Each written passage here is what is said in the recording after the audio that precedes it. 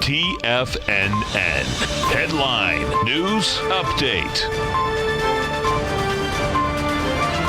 Here's Tom O'Brien.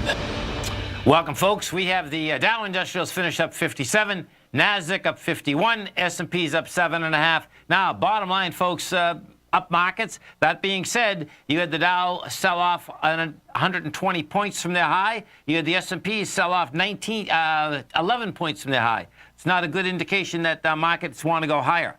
Let's go over and take a look at the NASDAQ Composite. NASDAQ Composite did go up 51 points. That is a good number. That also being said, what is stopping it in spades is September 5th. The high of September 5th is 8,077. We got to 8,071.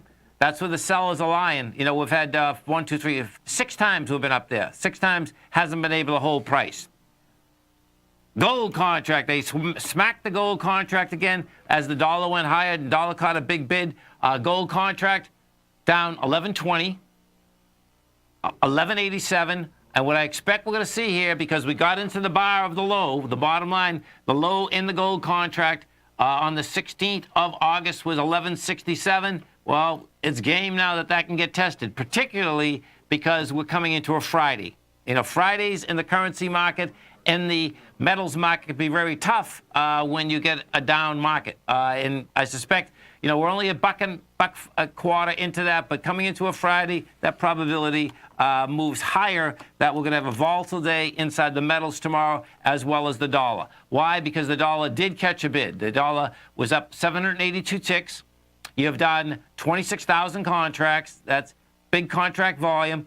The dollar's trying to get back in the higher range again, and the higher range in the dollar is 94.765, and we're right next to it. We're at 555. So bottom line is that you'll lay in there, and the way that the dollar did perform today, meaning the amount of contracts, your probability is pretty good that the dollar actually wants to run to 92.280. We'll see if we get any flack at that particular number. And where the divergence comes in is this. The divergence comes in is that notes and bonds also want higher price. You know, they've rejected lower price, and what that means, if we get higher price in notes and bonds, it actually means that the yields are actually going lower, not higher.